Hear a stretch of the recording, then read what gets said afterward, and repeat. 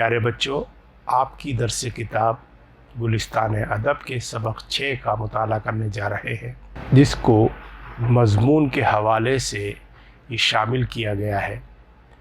आपकी दर्सी किताब में मज़मून और शिबली नोमानी जो इस सबक के मुसन्निफ़ हैं, उनके बारे में हमने इससे क़ब्ल जो वीडियो बनाया था उसमें उस पर गुफ्तगू की थी। आइए अब हम सर सैयद मरहूम और उर्दू लिटरेचर के बारे में जानना चाहते हैं। इसका ज़िमनी उन्वान जो मैंने दिया है सर सैयद की मज़मून निगारी, ये आपके सामने है। आइए आगाज़ करते हैं। सर सैयद के जिस कदर कारनामे हैं, अगरचे रिफॉर्मेशन और इस्लाह की हैसियत हर जगह नज़र आती है। सर सैयद ने जो भी कारनामे अंजाम दिए उसमें इस्लाह हर जगह नज़र आती है, लेकिन जो चीज़ें खुसूसियत के साथ उनकी इस्लाह की बदौलत ज़र्रे से आफताब बन गईं, उनमें से एक उर्दू लिटरेचर भी है।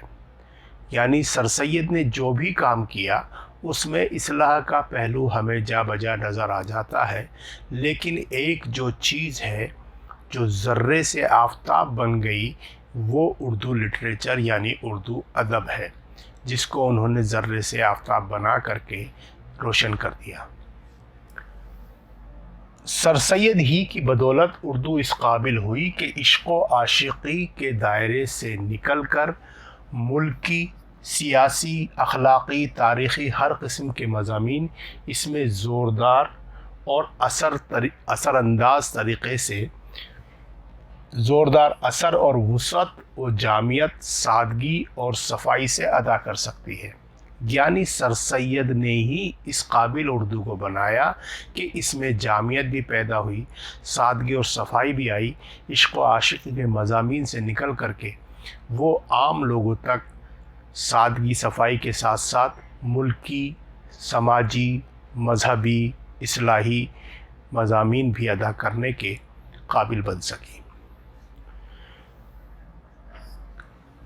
कि ख़ुद उसकी उस्ताद यानी इस काबिल बन गई कि उसकी उस्ताद, जिसे फ़ारसी को कहा जाता है, यानी फ़ारसी ज़बान को आज तक ये बात नसीब नहीं हुई।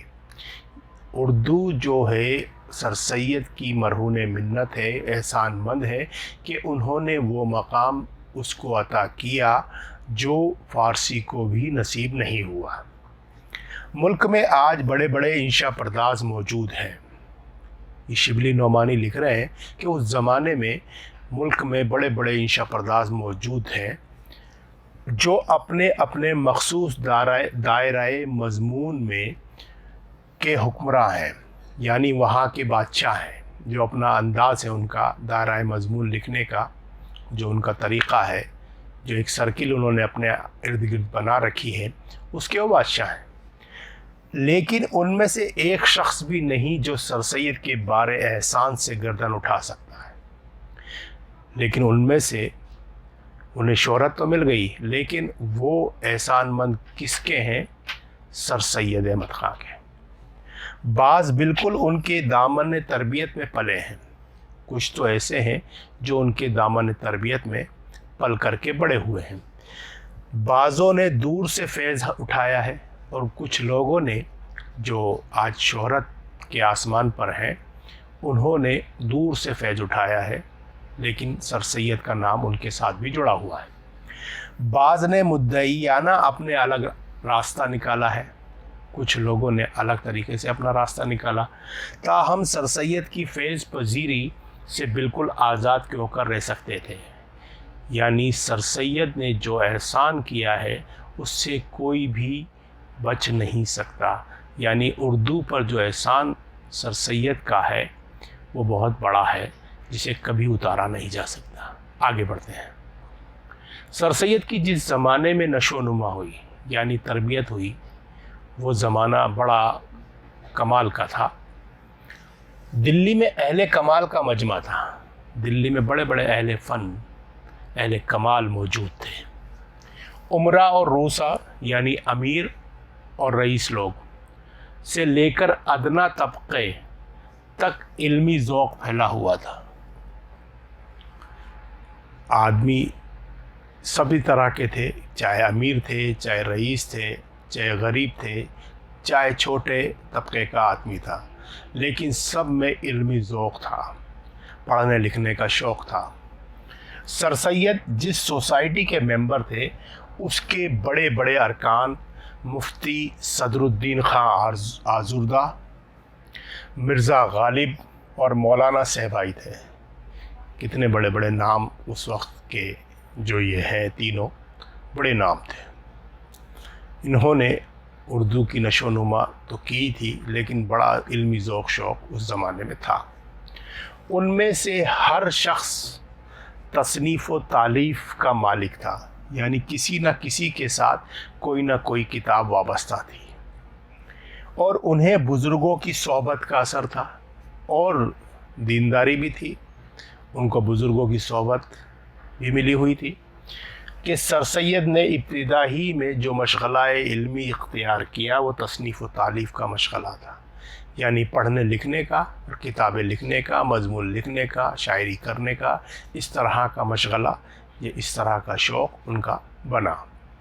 آئیے آگے بڑھتے ہیں، آگے کیا ہمیں اور معلومات ملتی ہے، معلومات فراہم ہوتی ہے، چلتے ہیں۔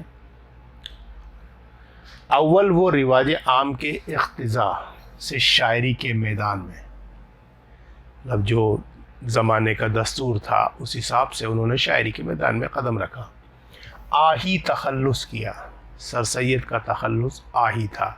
یہ بہت کم لوگ جانتے ہیں کہ سر سید نے شاعری بھی کی تھی اور آہی تخلص اختیار کیا تھا، اور اردو میں ایک چھوٹی سی مثنوی لکھی تھی جس کا ایک مصرع ان کی زبانی سنا ہوا مجھے یاد ہے۔ شبلی کہہ رہے ہیں، نام میرا تھا کام ان کا تھا، یہ سر سید کا مصرع ہے۔ نام ان کا تھا، نام میرا تھا، کام ان کا تھا، یہ بڑا خوبصورت مصرع، لیکن حقیقت یہ ہے کہ ان کو شاعری سے مناسبت نہ تھی۔ لیکن سچائی یہ ہے کہ سر سید شاعری کے لیے بنے ہی نہیں تھے، ان کو اس سے مناسبت بھی نہیں تھی، اس لیے وہ بہت جلد اس کوچے سے نکل آئے، اس لیے بہت جلدی اس گلی سے، اس راستے کو چھوڑ کر کے آگے بڑھ گئے اور نثر کی طرف توجہ کی، اور نثر یعنی پروس جسے گدے بھاگ کہتے ہیں آپ، اس گدے کی طرف توجہ کی۔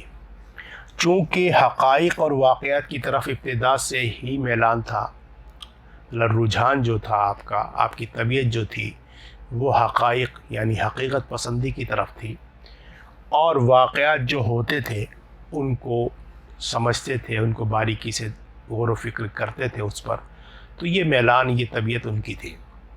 اس لیے دلی کی عمارتوں اور یادگاروں کی تحقیقات شروع کی۔ اس لیے انہوں نے سب سے پہلے کیا کام کیا، دلی کی تاریخی عمارتوں کو جاننا، پہچاننا شروع کیا اور ان کی تحقیقات شروع کی، اور نہایت محنت و کوشش سے اس کام کو انجام دے کر 1847 عیسوی میں ایک مبسوط کتاب لکھی جو آثار الصنادید کے نام سے مشہور ہے۔ یہ آثار الصنادید جو ان کی پہلی کتاب ہے سر سید احمد خاں کی، یہ بڑی محنت اور کاوشوں کے ساتھ سامنے آئی۔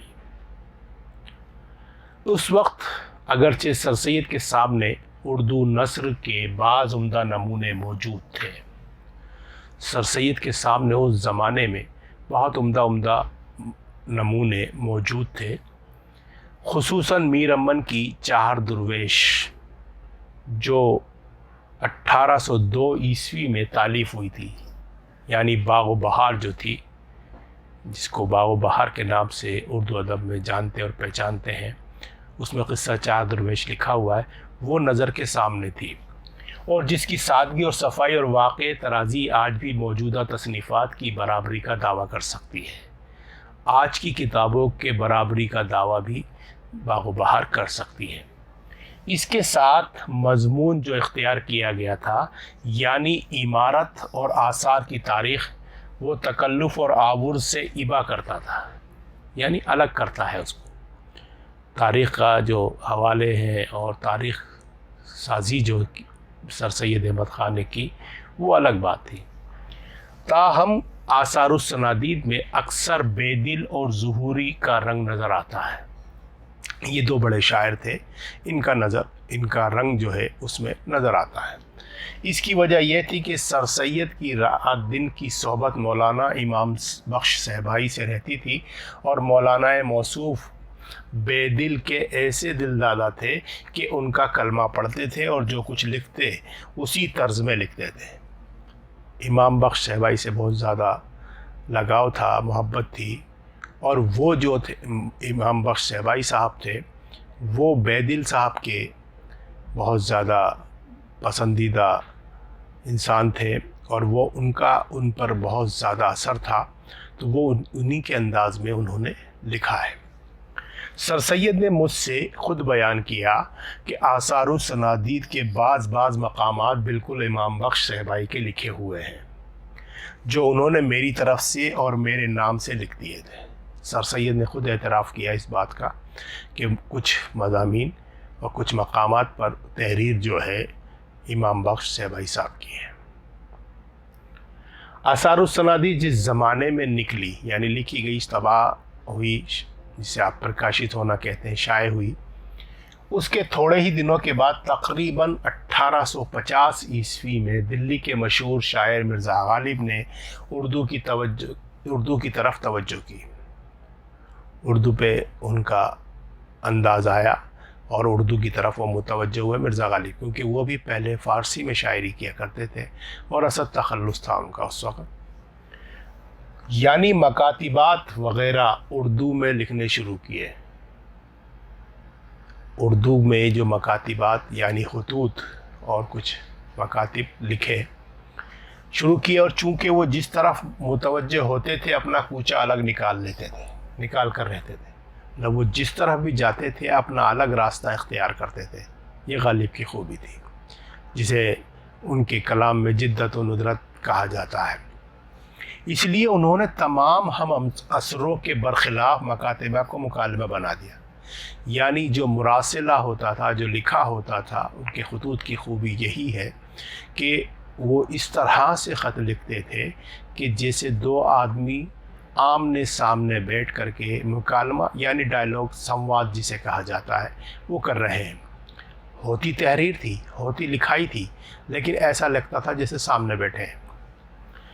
مکاتبات میں وہ بالکل اسی طرح ادائے مطلب کرتے تھے جیسے دو آدمی آمنے سامنے بیٹھے باتیں کر رہے ہیں.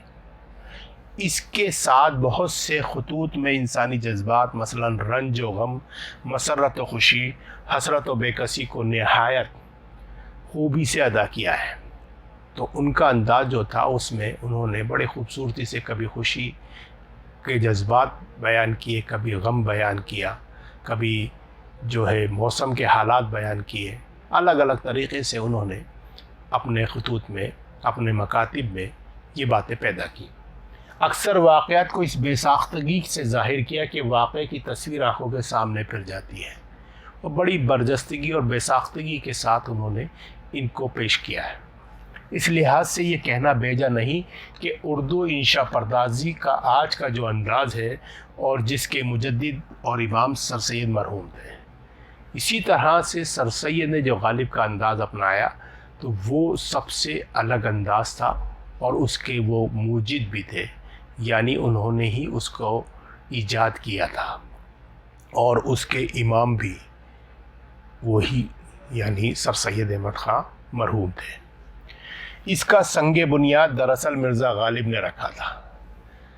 جو عمارت سر سید مرحوم نے بنائی تھی اس کا سنگ بنیاد یعنی نیو کا پتھر, پہلا پتھر, وہ مرزا غالب کے ذریعے رکھا گیا تھا. سر سید کو مرزا غالب سے جو تعلق تھا وہ ظاہر ہے, اس لیے کچھ شبہ نہیں ہو سکتا کہ سر سید ضرور مرزا کی طرز سے مستفید ہوئے. جو سر سید کا انداز بیان ہے وہ مرزا غالب سے بہت زیادہ متاثر لگتا ہے, اور اس سے وہ مستفید بھی ہوئے ہیں, انہوں نے اس سے فائدہ بھی اٹھایا ہے. اسی زمانے میں ہندوستان کے ہر حصے میں کثرت سے اردو اخبارات جاری ہو گئے۔ جب سر سید موجود تھے اس زمانے میں اردو کے اخبارات کا سلسلہ شروع ہوا اور اردو اخبارات نکلنا، چھاپنا شروع کر دیا گیا تھا، اور اردو انشا پردازی کو روز بروز ترقی ہوتی گئی۔ اردو کی جو ترقی ہوئی ہے وہ سر سید کے زمانے میں ہوئی۔ اخبارات کو ہر قسم کے اخلاقی، تمدنی، ملکی، مذہبی، تاریخی مسائل سے کام پڑتا تھا۔ اخبارات میں سب مضامین اس طرح کے ہوتے تھے، ملکی بھی ہوتے تھے، تمدنی بھی ہوتے تھے، تہذیبی بھی ہوتے تھے، اخلاقی بھی ہوتے تھے، سیاسی بھی ہوتے تھے، اور تاریخی بھی ہوتے تھے۔ اسی لیے ہر قسم کے مضامین لکھے گئے، تاہم انشا پردازی کا کوئی خاص اسٹائل متعین نہیں ہوتا تھا۔ یہ انشا پردازی کا ایک خاص اسٹائل متعین نہیں تھا، طے نہیں تھا، جو جس طرح سے چاہتا تھا صاف ستھرے انداز میں لکھ دیا کرتا تھا۔ اس کے علاوہ جو کچھ تھا ابتدائی حالت میں تھا، اب وہ شروعات کی حالت تھی، یعنی اس کے انشا پردازی کے یا مضمون نگاری کے بچپن کا زمانہ تھا۔ 1287 ہجری 1287 ہجری میں، جس کو آج کم و بیش 27 برس ہوئے، سر سید نے قوم کی حالت کی اصلاح کے لیے تہذیب الاخلاق کا پرچہ نکالا، یعنی انہوں نے بھی ایک اخبار نکالا جس کا نام تہذیب الاخلاق تھا، اور اردو انشا پردازی کو اس رتبے پر پہنچا دیا جس کے آگے اب ایک قدم بھی بڑھنا ممکن نہیں۔ انہوں نے اردو انشا پردازی کو اس طرح سے نوازا کہ اب اس کے بغیر ایک قدم بھی آگے نہیں بڑھ سکتے۔ سر سید نے اردو میں جو باتیں پیدا کی اس کو وہ مختصراً تہذیب الاخلاق میں خود ایک مقام پر لکھتے ہیں۔ ان کی عبارت ہے، جو انہوں نے کہا ہے وہ خود بھی لکھتے ہیں، اسی عبارت کو ہم بھی دیکھتے ہیں۔ جہاں تک ہم سے ہو سکا ہم نے اردو زبان کے علم و ادب کی ترقی میں اپنے ان ناچیز پرچوں کے ذریعے سے کوشش کی۔ مضمون کے ادا کا ایک سیدھا اور صاف طریقہ اختیار کیا، مطلب مضمون لکھنے کا بالکل سیدھا سادہ اچھا سا طریقہ اختیار کر لیا۔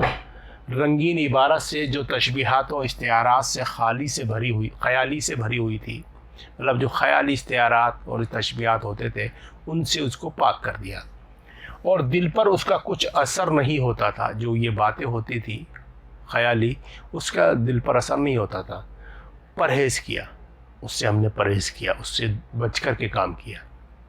اس میں کوشش کی کہ جو کچھ لطف ہو، مطلب جو بھی لکھا جائے اور اس میں مزہ ہو، اس میں لوگوں کو خوشی حاصل ہو، مضمون کے ادا میں ہو۔ جو مضمون کی ادا ہے، وہ مضمون کس طرح سے ادا کیا جا رہا ہے، کس طرح سے بتایا جا رہا ہے، اس پہ ہو۔ جو اپنے دل میں ہو وہی دوسرے کے دل میں پڑے۔ جو اپنے دل پہ پڑ رہا ہے اس کا اثر، وہی دوسرے کے دل پر بھی اس کا اثر ہو، تاکہ دل سے نکلے اور دل میں بیٹھے، تاکہ جو بات ہم کہنا چاہتے ہیں وہ دل سے نکلے اور دل میں بیٹھ جائے، یعنی دل پر اس کا اثر بہت گہرا ہو۔ اس آرٹیکل میں سر سید نے انشا پردازی کے اور بہت سے اصول بتائے۔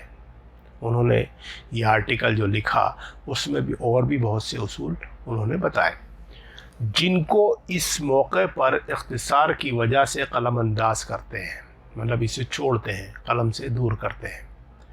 آئیے آگے بڑھتے ہیں۔ سر سید کی انشا پردازی کا سب سے بڑا کمال یہ ہے کہ ہر قسم کے مختلف مضامین پر کچھ نہ کچھ بلکہ بہت کچھ لکھا، کچھ نہ کچھ تو لکھا ہی ہے، لیکن ایسا لگتا ہے وہ جو مختصر بھی لکھا ہے وہ بہت کچھ لکھ دیا، اور جس مضمون کو لکھا اس درجے پر پہنچا دیا کہ اس سے بڑھ کر ناممکن ہے، اور جو بھی لکھا ہے اس کو اتنی بلندی عطا کر دی کہ وہاں تک پہنچنا بھی ناممکن ہے۔ فارسی اور اردو میں بڑے بڑے شعراء اور نثار گزرے ہیں۔ نثار یعنی نثر لکھنے والا، شعراء یعنی شاعر، لیکن ان میں ایک بھی ایسا نہ تھا جو تمام قسم کے مضامین کا حق ادا کر سکتا۔ دنیا میں بہت سارے شاعر، بہت سارے نثار گزرے، لیکن جو کام سر سید نے کیا جو جس طرح کے مضامین لکھے اس طرح سے کوئی نہیں لکھ سکا اور مضامین کا حق بھی ادا نہیں کر سکے۔ فردوسی بزم میں رہ جاتا ہے، سعدی رزم کے مرد میدان نہیں، نظامی رزم و بزم دونوں کے استاد ہیں لیکن اخلاق کے کوچے سے آشنا نہیں ہے۔ ظہوری صرف مدحیہ نثر لکھ سکتا ہے، برخلاف اس کے سر سید نے اخلاق، معاشرت، پولیٹکس، مناظر قدرت وغیرہ سب پر لکھا۔ اب جن حضرات کے نام شبلی نے گنائے ان کے میدان کا بھی ذکر کیا، لیکن سر سید ان سے بالا تر ہیں، ان سے اونچے ہیں، ان سے بڑے ہیں۔ وہ ہر طرح کے مضامین کو بڑی خوبصورتی کے ساتھ، بڑی خوش اسلوبی کے ساتھ، بڑے اچھے طریقے سے ادا کر سکتے ہیں، اور جو کچھ لکھا ہے لاجواب لکھا ہے۔ یعنی جو بھی مناظر قدرت پہ لکھا ہے، جو پولیٹکس پہ لکھا ہے، جو اخلاقیات پہ لکھا ہے، جو مذہبیات پہ لکھا ہے، وہ بڑا خوب اور بڑا کمال لکھا ہے۔ مثال کے طور پر بعض مضامین کے جستہ فقرے نقل کرتے ہیں۔ میں تھوڑے سے جو ہے فقرے ہم اس میں شامل کر لیتے ہیں۔ شبلی لکھ رہے ہیں، آئیے آگے بڑھتے ہیں۔ دیکھ نادان بے بس بچہ گہوارے میں سوتا ہے، یہ اب سر سید کے مضمون کا حصہ ہم پڑھ رہے ہیں۔ اس کی ماں مصیبت زدہ ماں اپنے دھندے میں لگی ہوئی ہے، مطلب جو گھر کا کام کاج ہے اس کو کر رہی ہے، اور اس کے گہوارے کی ڈوری بھی ہلاتی جاتی ہے، ہاتھ کام میں اور دل بچے میں، اور زبان سے اس کو یوں لوری دیتی ہے، سو رہے میرے بچے، سو رہے اے اپنے باپ کی مورت، اور میرے دل کی ٹھنڈک، سو رہے اے میرے دل کی کوپل، سو رہے، تجھ پر کبھی خزاں نہ آئے، تیری ٹہنی میں کبھی کوئی خار نہ پھوٹے، کوئی کٹھن گھڑی تجھ کو نہ آئے، سو رہے میرے بچے، سو رہے میری آنکھوں کے نور اور میرے دل کے سرور، میرے بچے سو رہے، تیرا مکھڑا چاند سے بھی زیادہ روشن ہوگا، تیری خصلت تیرے باپ سے بھی اچھی ہوگی، تیری شہرت، تیری لیاقت، تیری محبت جو تو ہم سے کرے گا ہمارے دل کو تسلی دے گی، سو رہے میرے بچے، سو رہے میرے بالے، سو رہے۔ یہ سر سید کی تحریر ہے کہ کس طرح سے جب ہم نے اس کو پڑھا تو ہم پر اور آپ پر بھی دل پر اثر ہوا ہوگا کہ کس طرح سے ماں کی ممتا اس میں نظر آ رہی ہے۔ آگے بڑھتے ہیں۔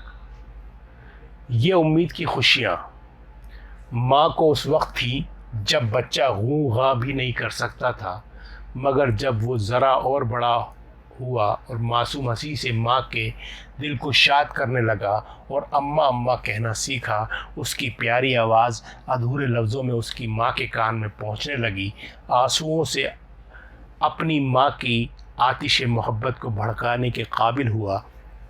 پھر مکتب سے اس کو سروکار پڑا، رات کو ماں کے سامنے دن کا پڑھا ہوا سبق غمزدہ دل سے سنانے لگا، اور جب کہ وہ تاروں کی چھاؤں میں اٹھ کر منہ ہاتھ دھو کر اپنے ماں باپ کے ساتھ صبح کی نماز میں کھڑا ہونے لگا اور اپنے بے گناہ دل، بے گناہ زبان سے، بے ریا خیال سے خدا کا نام پکارنے لگا، تو امید کی خوشیاں اور کس قدر زیادہ ہو گئی۔ ہماری پیاری امید تو ہی ہے جو مہد سے لحد تک ہمارے ساتھ ہے، یعنی جو پالنے سے لے کر کے، گہوارے سے لے کر کے قبر تک ہمارے ساتھ ہے، اے امید تو ہی ہے۔ یعنی اس میں بھی ماں کی خوشیاں کس طرح سے ہمارے سامنے آ رہی ہیں دیکھنے کے قابل ہے۔ وہ دلاور سپاہی لڑائی کے میدان میں کھڑا ہے، کوچ پر کوچ کرتے تھک گیا ہے لڑائی کے میدان میں، جب کہ بہادروں کی صفے چپ کھڑی ہوتی ہے اور لڑائی کا میدان ایک سنسان کا عالم ہوتا ہے، دلوں میں ایک عجیب قسم کی خوف ملی ہوئی جرات ہوتی ہے، اور جب کہ لڑائی کا وقت آتا ہے اور وہ آنکھ اٹھا کر نہایت بہادری سے بالکل بے خوف ہو کر لڑائی کے میدان کو دیکھتا ہے، اور جب کہ بجلی سی چمکنے والی تلواریں اور سنگینیں اس کی نظر کے سامنے ہوتی ہیں، اور بادل کسی کڑکنے والی اور آتشی پہاڑ کسی آگ برسانے والی توپوں کی آواز سنتا ہے، اور جب کہ اپنے ساتھی کو خون میں لتھڑا ہوا زمین پر پڑا ہوا دیکھتا ہے تو اے بہادروں کی قوت بازو اور اے بہادروں کی ماں، تیری ہی سب سے فتح مندی کا خیال اس کے دل کو تقویت دیتا ہے۔ تقویت یعنی طاقت دیتا ہے۔ اس کا کان نقارے میں سے تیری ہی نغمے کی آواز سنتا ہے۔ آئیے آگے بڑھتے ہیں۔ تم دیکھ سکتے ہو کہ ان چند سطروں میں کس طرح نیچر کی تصویر کھینچی ہے اور اس میں کس قدر درد و اثر پیدا کیا ہے۔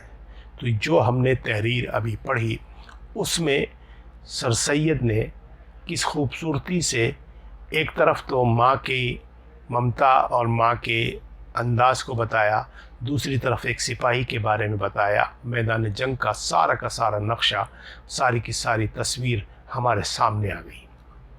پالیٹکس کا راستہ اس سے بالکل الگ ہے۔ پنجاب میں جب یونیورسٹی قائم ہو رہی تھی جس میں اورینٹل تعلیم دی جانے پر زور دیا جا رہا تھا، پر بہت زور دیا گیا تھا، سر سید کو یہ خیال پیدا ہوا کہ اس سے پالیٹکس کی بنا پر ہم کو اعلیٰ تعلیم سے روکنا مقصود ہے، اعلیٰ تعلیم سے روکنے کا نظام بن رہا ہے۔ اس وقت سر سید نے پے در پے 3 آرٹیکل لکھے، 3 مضمون لکھے۔ ان 3 آرٹیکلوں نے یونیورسٹی کے بانیوں یعنی بنیاد رکھنے والے بنانے والوں کو اس قدر گھبرا دیا کہ خاص ان آرٹیکلوں کے جواب میں سینکڑوں مضامین لکھے گئے۔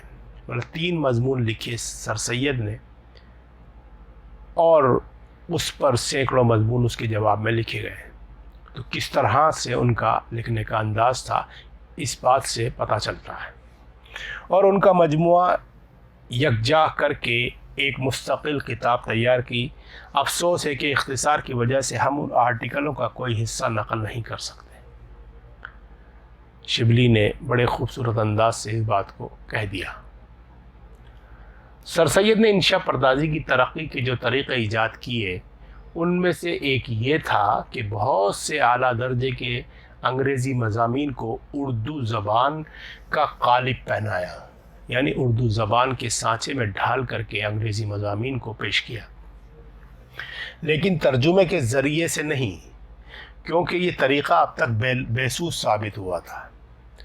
ترجمہ ہی نہیں کیا اور یہ طریقہ کوئی فائدہ نہیں ہو رہا تھا اس سے، بلکہ اس طرح کے انگریزی کے خیالات اردو میں اردو کی خصوصیات کے ساتھ ادا کیے۔ انہوں نے ترجمہ نہیں کیا، اس کو پڑھا اور اسی طرح کے مضمون کو اردو میں ہی پیش کیا، اسی طرح کے جو خیالات تھے اس کو اردو میں پیش کیا۔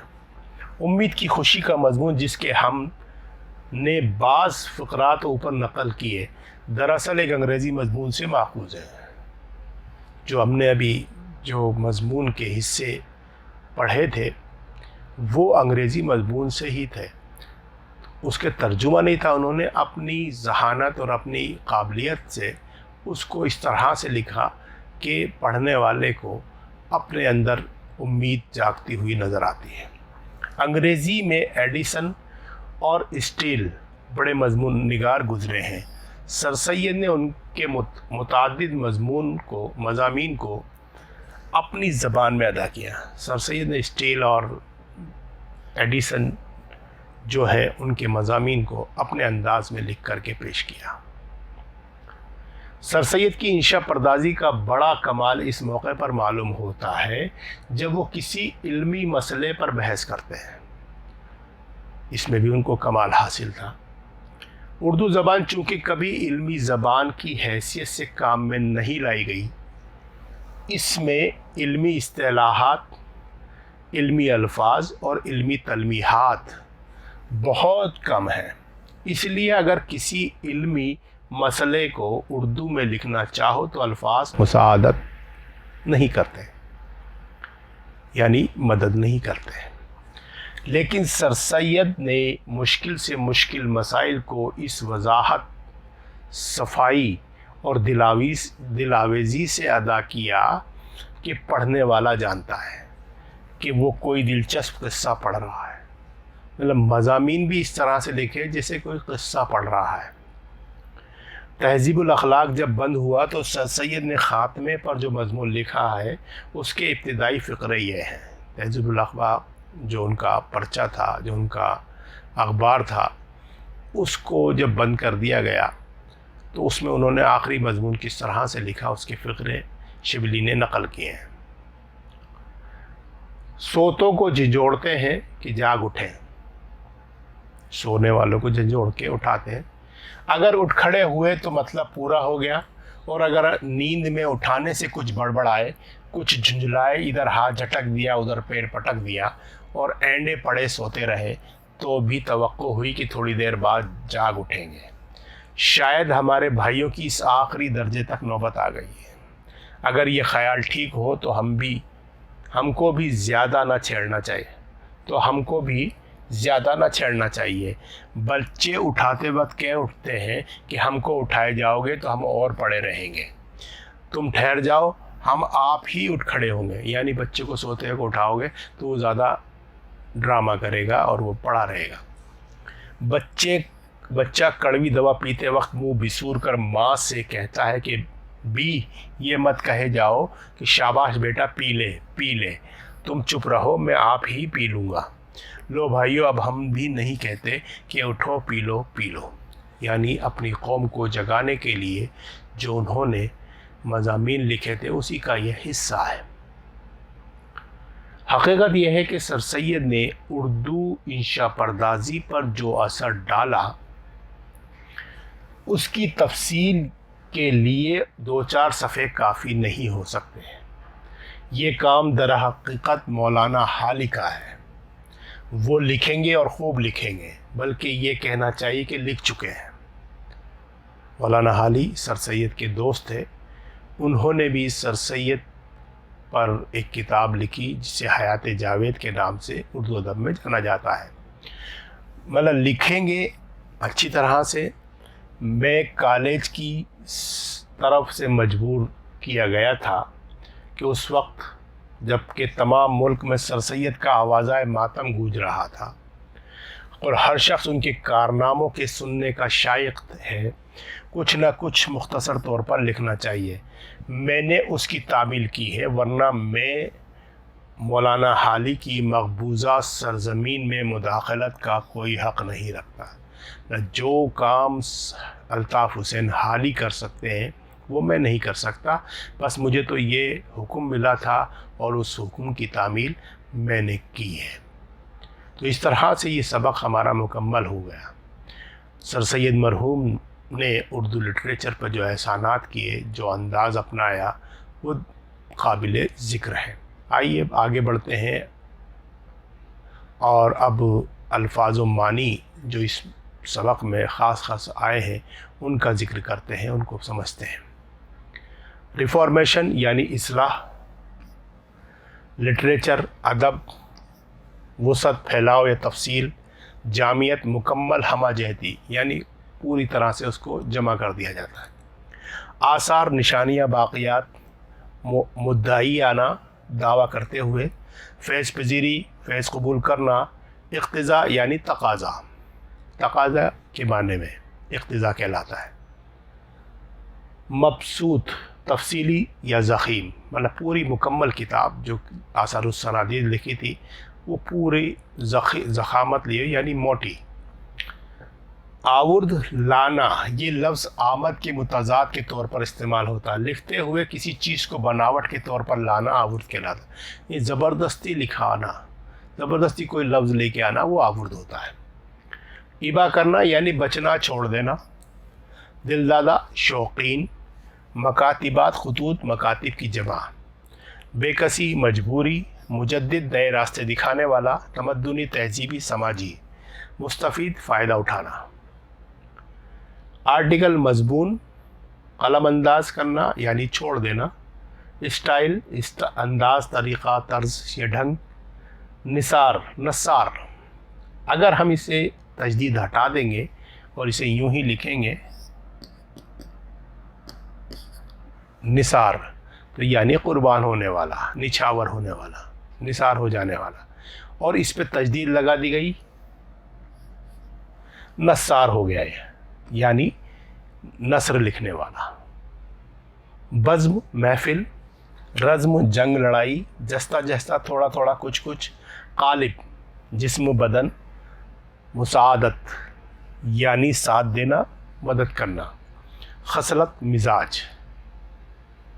इसके बाद आपके तक़वियत लफ्ज़ आया है जिसे क़ुव्वत या मजबूती कहते हैं। पॉलिटिक्स सियासत, ओरिएंटल यानी देसी, दिलावेज़ी दिल लुभाना, और मकबूज़ा कब्ज़े की हुई यानी कब्ज़ा जिस पे कर लिया जाता है वो मकबूज़ा कहलाते हैं। तो इस तरह से ही हमने ये सबक मुकम्मल किया।